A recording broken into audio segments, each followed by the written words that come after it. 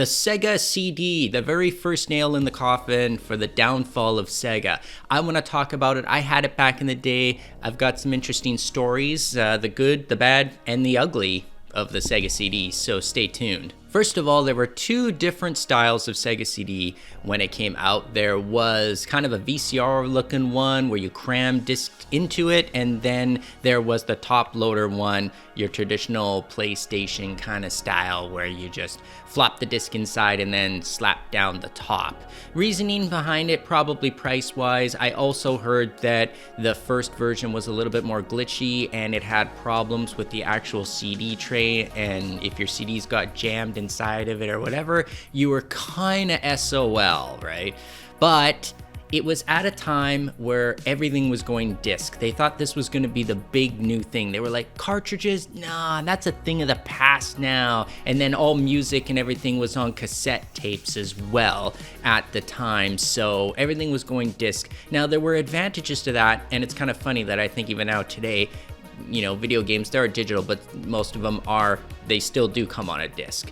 So, sort of revolutionary, not quite. But for the Sega CD, what they were going for was they had all this amounts of data now to work with. You had the CDs that could hold so much more than cartridges. Now, the biggest mistake, though, that they made was they didn't make a whole new system. They didn't put any more power into it. You had to literally plug your Sega Genesis into it. It was just an add-on. And it wasn't that cheap of an add-on either. It was kind of pricey, but you know, they were thinking, hey, you gotta pay for this futuristic stuff. And their whole campaign behind it too was kind of odd and a little bit like vindictive. They didn't say it was any better than Super Nintendo or Nintendo in general. They just said, hey, look, we are doing a CD system and Nintendo isn't, so technically we're better, right? You know, Nintendo don't, that whole campaign, Sega does, Nintendo don't. You must have heard it before, but it was in all the commercials, and that's all they did. They just kept saying, hey, we've got a CD system, buy us. Anyway, a quirky thing about it, I had the actual top downloader one, and I had the old school Sega Genesis. So there's a Model 1 and there's a Model 2.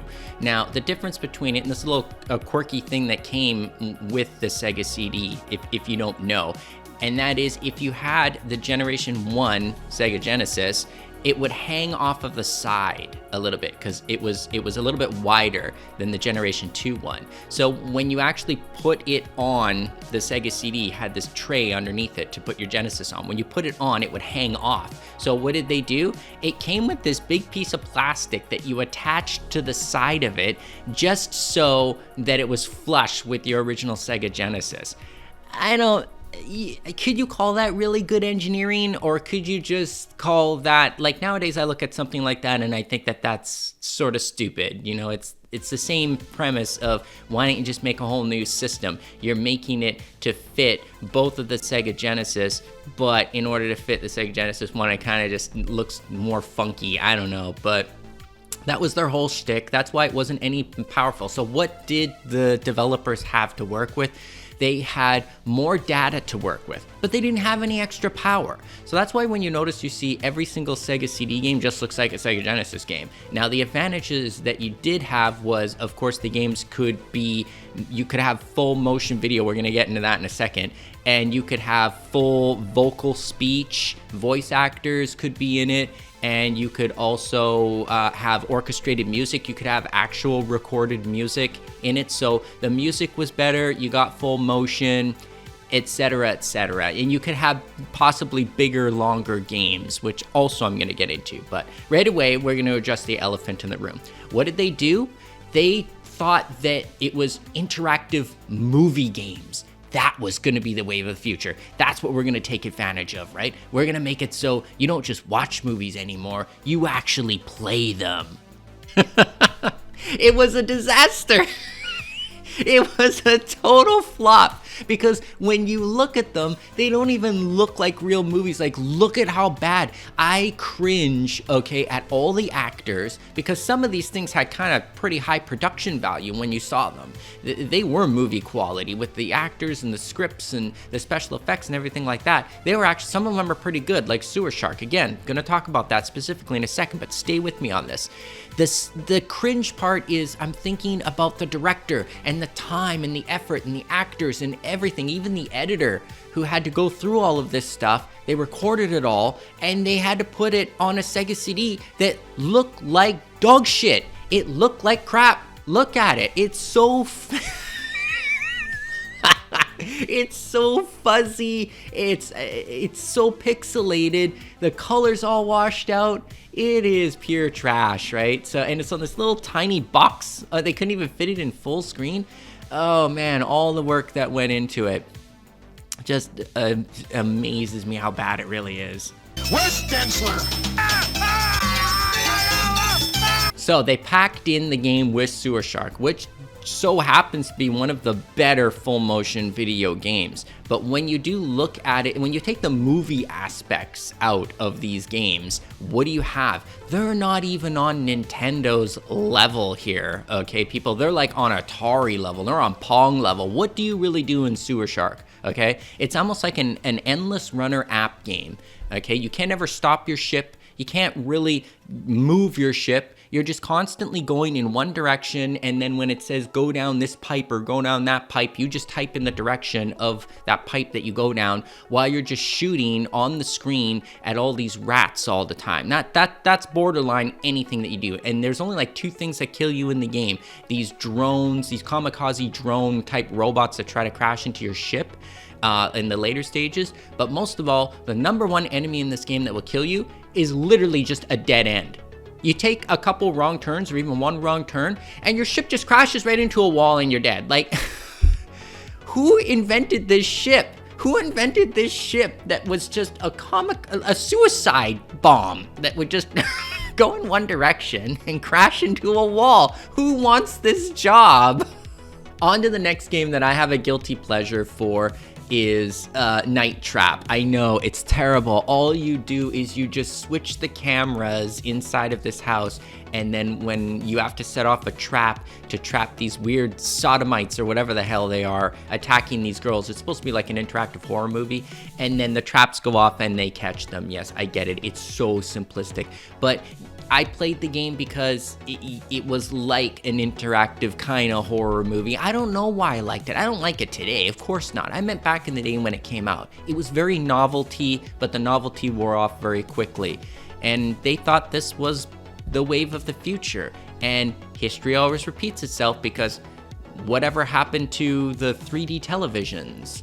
Wasn't that supposed to be, you know, the mainstream thing? And I'm not gonna say that I told you so, but I told you so. But anyway, Night Trap had a warning on the box saying, you know, it's not really kid friendly because you've got all of these sort of sorority girls running around and it's live action, right? And it actually shows them get killed. Not really Friday the 13th splatter kill, but it did kill them. They drained their blood. The story's ludicrous. It makes absolutely no sense at all. I'm not even going to explain it. I don't even think I can explain it. And I don't know, but the way it was filmed, though, it was quality in terms of it looked like you were looking at an 80s sitcom of some kind, like Different Strokes or anything else at the time. What's that other one? The Full House. Remember Full House? Everywhere you look and everywhere you walk, there's a face of somebody trying to kill you. You know how the song goes. Sing along.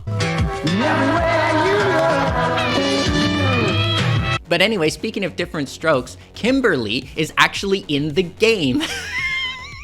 I don't mean to laugh so much, but it's hilarious. No!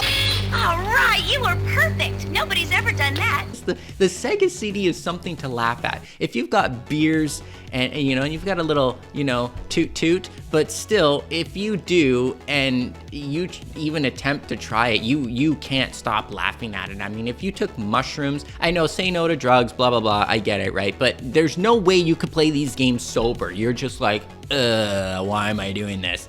They're most of them are terrible, and it's the full motion ones that I'm talking about mostly. So those two, you know what the other ones are. They're all out there. There's Corpse Killer, and there's a few other ones out there. There's a weird one where you're inside of a building or something like that, and there's a bunch of residents of the building. They're all bad, okay? They're all terrible. And don't even get me started on, before my channel was deleted, the worst game I ever played before was actually on Sega CD. Now I'm gonna probably do a special tribute video to it because I still think it's the worst video game I've ever played. It's just, I'm not even gonna mention it. Just stay tuned for that episode. But there were some good games for it. As few as they were, though, like I can literally count them on one hand how many good ones there are. But I will start with Shining Force CD was one of the rarest games that you could get on it. And I love the original Shining Force. This one, no exception. It is great. It is fantastic. Great music, great story. I love how the game flows, and it looks exactly the same as the Shining Force saga. So it's a really good one. Everyone loves Sonic CD. That's a pretty good one. I'm not a Sonic fan, but like I would play that game over those full motion video ones like a zillion. Like I would pick that game over those ones any day of the week and twice on Sunday.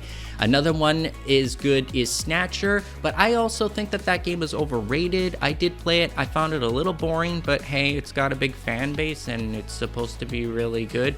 And then another one is the Lunar. I think there's Lunar 1 and 2. Again, a little boring, but they're really, really long RPG games if you like that sort of thing.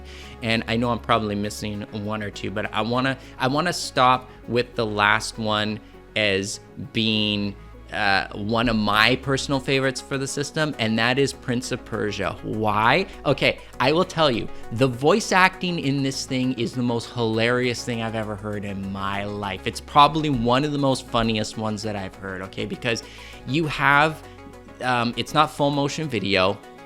It's just like, it looks like Rondo of Blood. It's just kind of like an anime picture of like Jafar and the Prince of Persia, and they talk and the story at the beginning, but listen to the voice acting in it, okay? Go to after this video, go on YouTube and type in Prince of Persia CD, like walkthrough or playthrough, and just listen to the beginning and listen to the end, okay? Of how they talk. Princess! Princess! Me! I'm ready! But anyway, laughing aside, I've got like tears in my eyes even thinking about it. I went back and I had to watch it for a second time, and yeah, it's really, that one really gets me. It's funny. But that aside though, it's one of the best Prince of Persias you can play aside from the Super Nintendo one. It's not censored. All the blood and guts and gore and impalements and everything's in it. That's fantastic. It's based off of the original PC version of it, where the Super Nintendo kind of isn't. They added a bunch to it and everything like that. It's kind of its own Prince of Persia. But this one's based off of it, and it has tremendously good music, CD quality, great music in it. And I think it's probably one of the definitive, my personal favorite, and I think the best versions of Prince of Persia that you can play. And you're gonna get a big laugh out of it too. So that's it for the Sega CD, one of the biggest flops. The first nail in the coffin for Sega, and we know what the next one is that came out after that. They just kept trying to keep the Genesis going for way too long, and we all know the end outcome of it after that. So yeah, the CD thing didn't really, like, it caught on later, but it had nothing to do with the full motion video. The full motion video thing just went el passe.